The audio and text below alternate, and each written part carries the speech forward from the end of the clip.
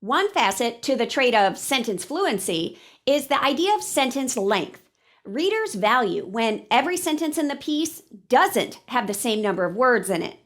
They're looking for some sentences to be shorter and some sentences to be longer. And when teachers initially introduce this idea of sentence length variety, they do it through the Slinky Test. Identify what constitutes a short sentence, like 1 to 3 words, and define what a long sentence is. For me, it's 10 or more words. Then students will utilize a Slinky and reread every sentence of their own draft. After each sentence, they'll pause and determine the number of words in it. If it has a lot, they'll stretch it. If it has a few, they'll shrink it. And if it's something in between, it's a medium-length Slinky sentence. What most students are going to realize is all their sentences are medium or boring, because who wants to hold a Slinky that they can't move? We get them to realize readers need that same kind of engagement and change just like they do when they're holding the Slinky. Now, the Slinky test is a great place to start regarding the trait of sentence fluency. But eventually, we need to talk to students about when do they want to use a short sentence and when should they insert a longer one. You see, this really gets at the heart of fluency in sentence fluency. There's a cadence or a rhythm, the musical nature or tone of each sentence. This is the undercurrent of the actual words, and you create that through the length of sentences. Depending on the writing mode or genre, the writer can create a certain effect with the message if he chooses to put the message in a short sentence or stretch it out in a longer one. Let me show you. If the piece is narrative, then we want kids to understand short sentences are great for fast or intense action, angry characters, or urgent situations. So during those situations in their writing, they want to stack short sentences one after another. But nobody wants to read an entire piece of short sentences. So we need to teach them when they should utilize longer sentences in a narrative. When the moment is slow, or the mood is calm, or a character is being thoughtful, those are opportunities to elongate a sentence.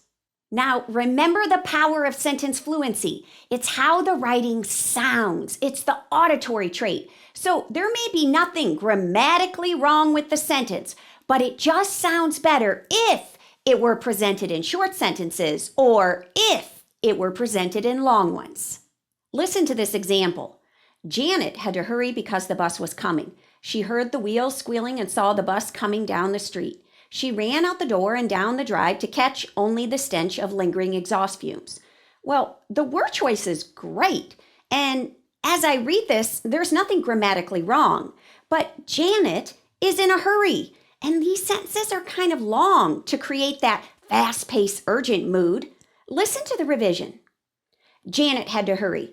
The bus was coming. She heard its wheels squeal. She saw its yellow face. It turned down her street. She had no more time. She ran out the door and down the drive to catch only the stench of lingering exhaust fumes.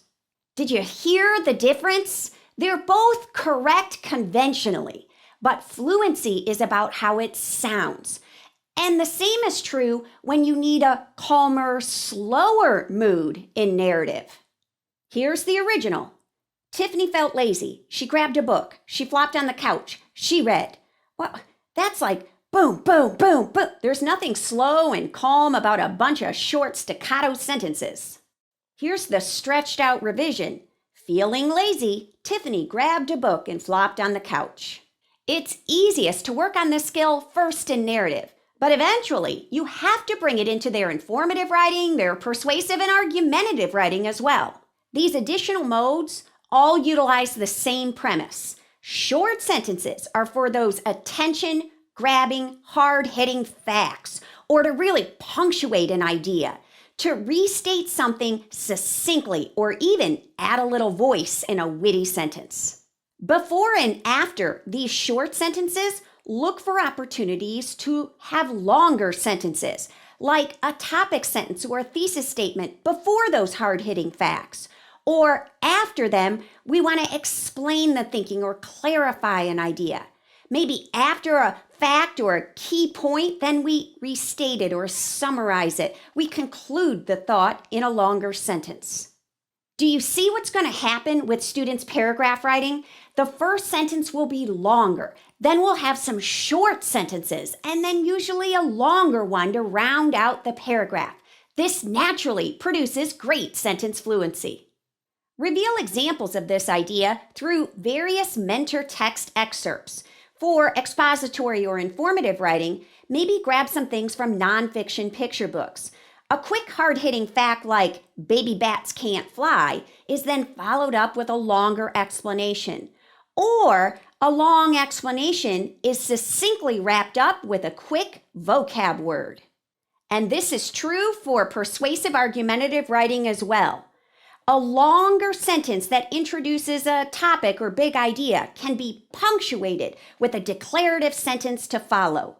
Or a long explanation with multiple reasons can be concluded with a short sentence that adds a little voice. When teaching students to improve sentence fluency, first, we work on the sentence part of sentence fluency and get them to vary the sentence length. But eventually, bring this trait into your different modes and genres because we want students to work on fluency in sentence fluency as well.